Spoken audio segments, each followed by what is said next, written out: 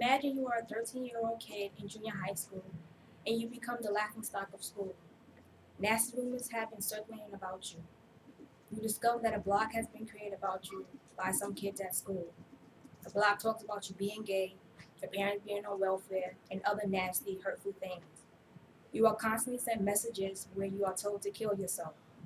You become fed up and tired as rumors and messages start getting more malicious and cruel until one day you commit suicide.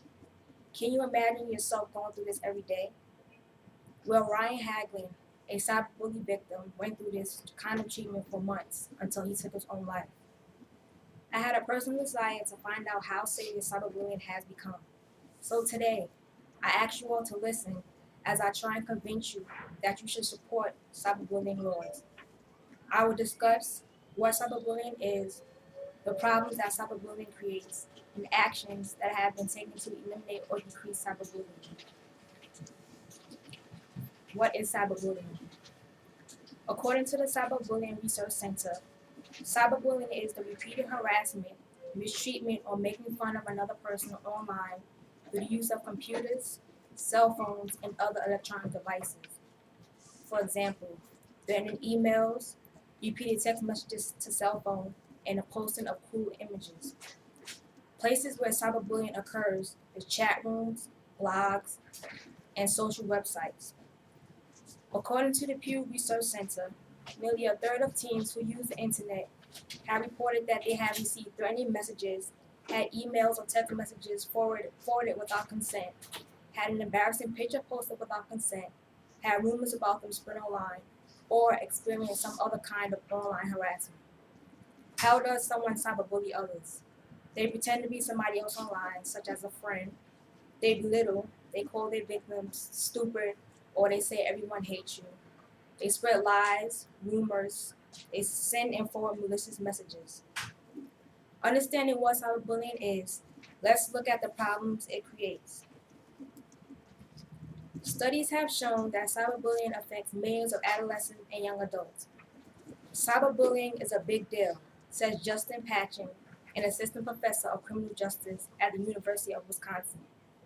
40% of teenagers have reported being cyberbullied over the last year, according to the National Crime Prevention Council. Cyberbullying can cause low self-esteem. Cyberbullying victims are reported to have significantly low self-esteem than youths who haven't experienced cyberbullying. Depression. Victims become loners and want to keep to themselves. A quote from a 14-year-old bullying victim from New York. It makes me feel bad and rather depressed, like I don't want to be a part of this world anymore.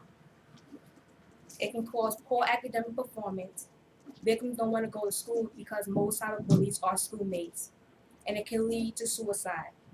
Suicide is 2 times more likely to occur as a result of cyberbullying. In a recent study conducted by the Cyberbullying Research Center, 20% of youth reported seriously thinking about attempting suicide, while 19% have attempted suicide.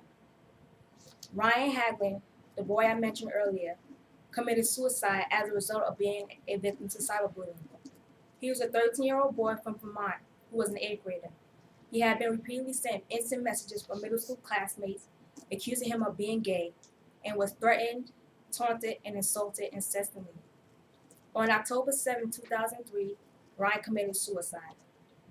The extent of this problem is clear, so let's see what actions have been taken to stop cyberbullying. Legislations have been creating laws that will eliminate and decrease cyberbullying. According to Cyberbully Act Alert, states have been creating laws to help end the problem of cyberbullying. Some of these states are Arkansas, New Jersey, Missouri, and New York. In 2007, the Arkansas legislation passed a law allowing school officials to take action against cyberbullies, even if the bullying did not originate or take place on school property. The law gave school administrators much more freedom to punish those individuals who sought to harass their fellow students. New Jersey has always maintained tough laws about bullying, but it wasn't until 2007 that the laws were amended to include bullying through electronic communication. These laws give additional power to the school system to enforce bullying-related punishment for actions that may not take place while on school ground.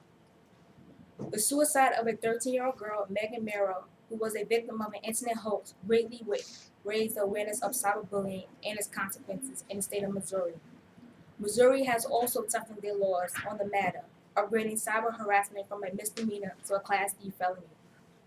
New York has created a system to investigate claims of cyberbullying that will help police and school officials better ascertain the circumstances of each occurrence and prosecute or punish the culprits to the fullest extent of the law. In closing, cyberbullying has grown into a worldwide epidemic. It has become a part of the lives of many. In my opinion, the enactment of cyberbullying laws will help to prevent cyberbullying-related deaths, which will save the lives of many youths that have fell victim to this horrible form of bullying. A quote from the National Crime Prevention Council: "Don't forget that even though you can't see a cyberbully or the bully's victim, cyberbullying causes real problems. If you won't say it in person, don't say it online. Delete cyberbullying. Don't write it, don't forward it."